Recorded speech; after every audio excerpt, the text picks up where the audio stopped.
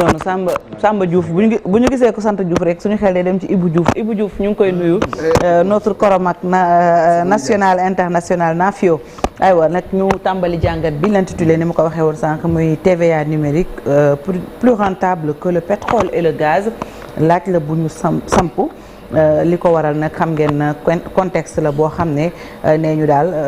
nguur gi ak itam dogal yu bees yoo xam ne jëlees na ko ci weeru juillet bi nu dëgmal sax Cheikh Tidiane ci la war a entrer en vigueur bala ñoo tàmbali nag man bëggoon naa mu wax ñu sax d'abord lan mooy TVA numérique pour ñu gën a comprendre. salaamaaleykum suñu classe bu nax gi. ñu ngi leen di nuyu bu baax. je crois que la TVA mooy ni ñu ko définir c'est la taxe sur la valeur ajoutée. nga xam ne ñun ñëpp au niveau interne. dañuy fay une taxe sur la valeur ajoutée d'un taux de 18%. donc tey ce que l'État du Sénégal a décidé c'est également d'imposer cette même TVA. si bépp service numérique wala produit boo xam ne également dafay jógee à l'étranger di jëm ci Sénégal wala di jëm ci koo xam ne sénégalais la bu nekk fii nii au niveau du Sénégal citoyen bu nekk Sénégal tey jii booy xool arrêté bi ñu prévoir mu war a entrer en vigueur en juillet donc dans quelques jours arrêté bi dafa def une liste donc il faut que quand même ñu xool le champ d'application de cet arrêté parce que arrêté bi dafa wax ne dafa am ay service su publicité yi service su traitement de données xam nga tey fii nii peut-être ma ne leen yéen waa TFM fan ngeen denc seeni données si ban data center ngeen ko denc il y a beaucoup d'entreprises sénégalaises yoo xam ne seeni données dañ ko denc à l'étranger les services également yi nga xam ne ñii ñu tuddee les GAFA les Google Amazon Facebook Apple et cetera services yi nga xam ne dañ koy def jëmale ko ci sunuy population services yooyu dafay générer xaalis li ñuy wax streaming tey jii gis nga beaucoup d'artistes pour éviter la piraterie mais dañuy obligé di jaay seen musique en ligne mais plateforme yooyu ñun moomuñu ko c'est des plateformes yoo xam ne ay étrangers ñoo ko defar ba pare di ci am xaalis. autre chose également tey da ngay gis ñun ñëpp on a des téléphones yoo xam ne dañ ciy bëgg di def ay commandes n'est-ce pas da ngay bëgg sax def commande auto pour déplacer wu et cetera da ngay def sa benn plateforme après on te livre un véhicule mu ñëw jël si la plateforme yooyu également malheureusement yu ci bëri moomuñu ko donc y a autre chose moom mooy dans les domaines des télécommunications entre entreprise yi nekk Sénégal ak entreprise yi nekk bitim réew dañuy am aujourd'hui li ñuy wax ay contrat d'infogérance mooy contrat d'outsourcing am ay contrat de cloud am ay également contrat de SaaS yooyu contrat yooyu nga xam ne c'est des solutions digitales yoo xam ne da ngay nekk Sénégal di ko louer pour que benn entreprise di la ko toppatool da la koy toppatool mais dafa amaat leneen type contrat boo xam ne contrat de maintenance la à distance da ngay gis benn américain day yeewu suba teel mais sol shortam sol sous-vêtement am toog ci benn terrasse am taal ordinateur am di liggéey pour benn entreprise Sénégal boo xam ne weer bu dee dina ko yónnee lu mu bon benn 3 millions yooyu ça n'a rien à voir avec également contrat yu mag a mag yi je veux pas en fait tudd ay tur mais y a de grands groupes yu nekk fii ci dëkk bi da ngay gis léeg-léeg dañuy signer ay contrat yoo mooy li ñuy wax en fait les smart contracts aujourd'hui il y a ce phénomène là des smart contracts ñun ñi nga xam ne par exemple dañuy jàngale université un cours de technique contractuelle mais on est obligé tey jii nii di wax ak suñuy étudiants yi sur ces phénomènes nouveaux là donc contrat yooyu yëpp dafa créer benn économie boobu nag je crois qu'il est assez pertinent pour État du Sénégal mu jël en compte les recommandations du BEPS xam nga dafa am en fait lu ñuy wax OCDE c'est une organisation de coopération pour le développement économique OCDE depuis 2008 dafa recommandé woon ay études après ñu def benn étude benn rapport bu ñu tuddee woon BEPS c'était un plan d'action pour en fait l'érosion de la base imposable et le transfert des bénéfices donc depuis boobu parce que dañu war a xam ne aussi lii du lu bees depuis 2008 ba léegi nit ñi ñu ngi ciy xalaat Union européenne depuis 2018 adopté na également ay mesures France en 2019 dañ adopté benn loi sur en fait tout ce qui est marketplace imposé benn taux de 3%. À l'époque aussi comme ni ngeen ko xam ne am na ñu neex au même sein de l'espace Union européenne dëkk yu mel ni Danemark Suède dëkk yu mel ni Luxembourg ñoom bëgguñu woon ko dañ ne woon tout de suite loolu waruñu ko appliquer parce que dafay freiner innovation dafay freiner investissement. États-Unis aussi xam ngeen leen sur ce côté-là ñoom xawuñu bëgg yu mel noonu parce que booy xool ñoom ñooy ëpp luñ ciy gagner parce que ñoom ñooy les promoteurs en fait de ces services numériques. jëmale ko Afrique jëmale ko Europe jëmale ko feneen. Monsieur Diouf yaa ngi doon lim sànq ay plateformes par exemple si on prend l'exemple de Spotify par exemple. nekk streaming boo xamee ni day joxe musique. ñi ngi koy déglu fii ci Sénégal. mais état au Sénégal jamono ji amu ci dara. du tout. mais léegi su ci bëggee am dara léegi. donc dafa war a imposer. da koy imposer Spotify ñu bàyyi fi dara. ci ñu bàyyi fi dara et loolu il faut que man je lance un plaidoyer moom laa doon waxtaan ak sama sëriñ léegi nii. ne ko faut pas que les entreprises sénégalaises et les citoyens soient frileux par rapport ak application loi boobu maanaam jàpp ne loi arrêté bi du moins daf leen di sonal non sonal c'est parce que Afrique dafa nekk un gros marché à plusieurs milliards numérique tey yéen a ngi koy wax est-ce que du moo ëpp doole pétrole beeg gaz bi c'est parce que quand même c'est à coût ne serait-ce que service financier numérique yi rek service financier yi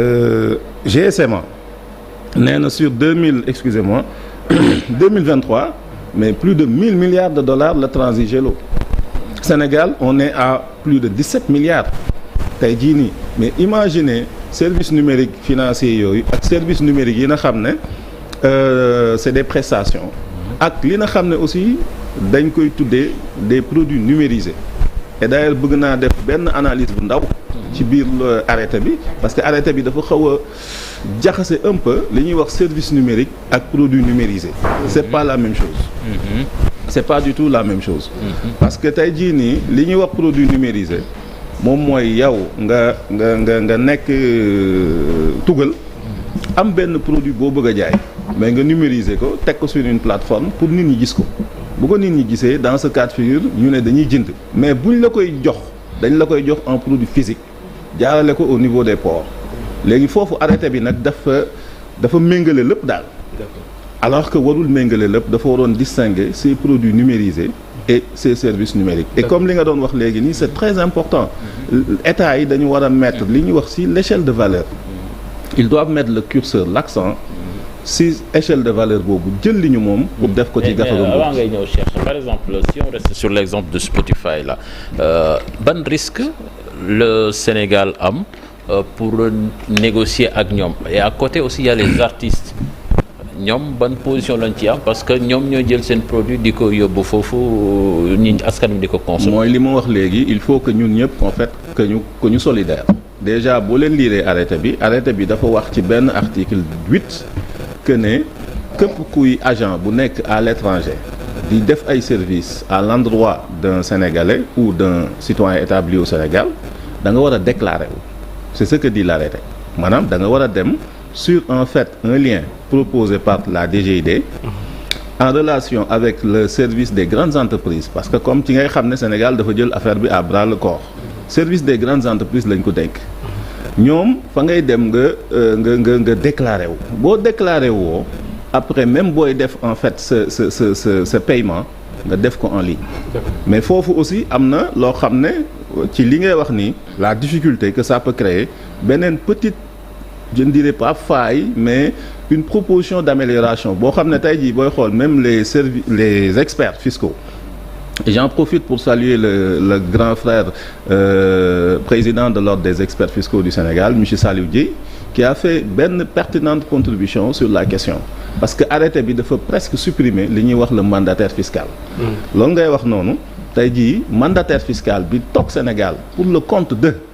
kooku bu amoon benn problème moom mën na jóg lijjanti ko mais tey comme ñoom dañu bind ci arrêté bi ne c'est du numérique c'est de l'immatériel donc présence physique gu nit ki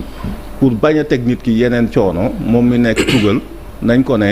jaratul ngay jaar ci mandataire mais je me dis que arrêté bi foofu aussi daf ci xaw a juum parce qu'on devait maintenir le mandataire fiscal mu nekk un relais pour éviter également ces problèmes là yi ngay wax parce que tamit c'est bien beau li ma doon wax léegi exemple bu xaw a imagé bi américain bi toog këram sol sous-vêtement am shortam di liggéey mais kooku bu ko neexee du la fay dara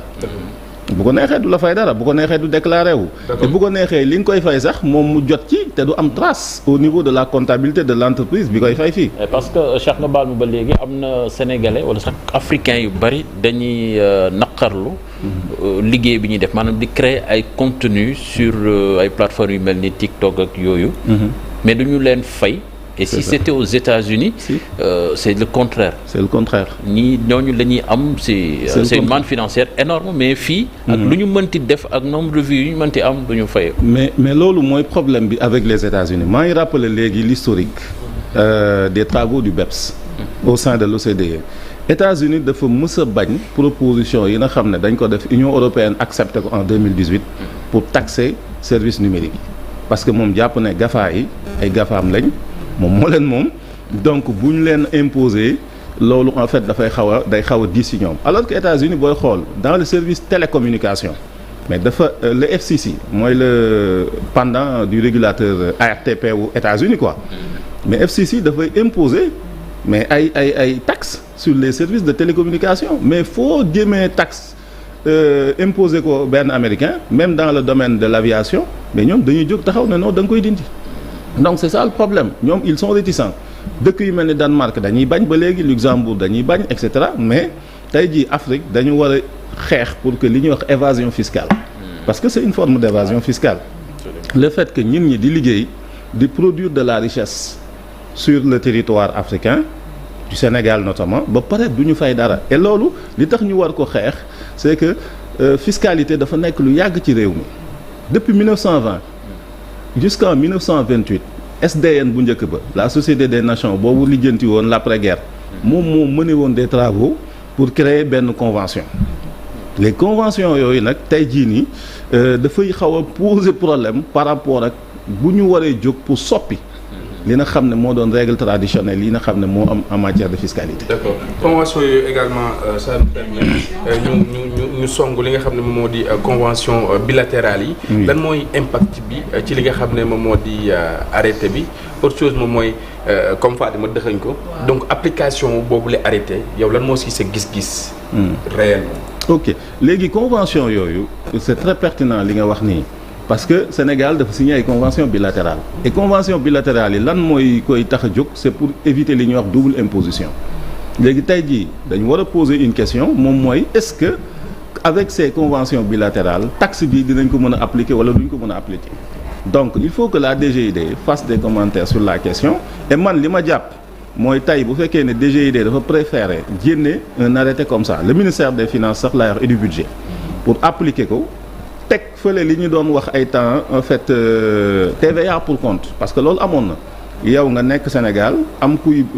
jëflanteel mu war a fay Sénégal TVA nga téyel ko TVA état du Sénégal déposel ko mais état bi bii pas def ne yow moom mu féete bitim réew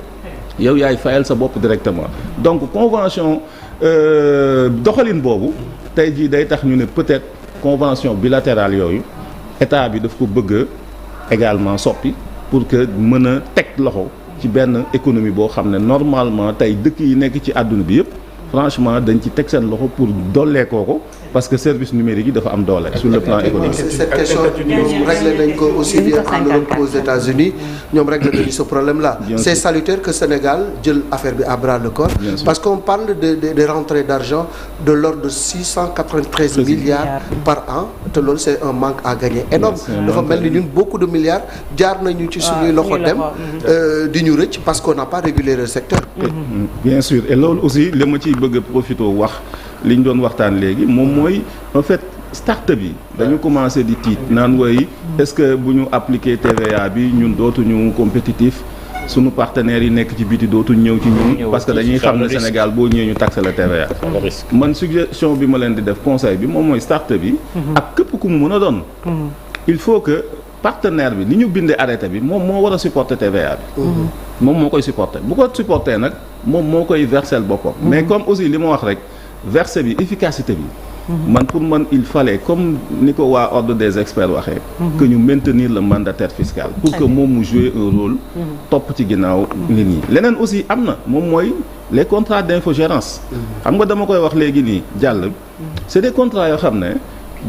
au sein même de ce qu'on appelle des groupes bugguma tudd tur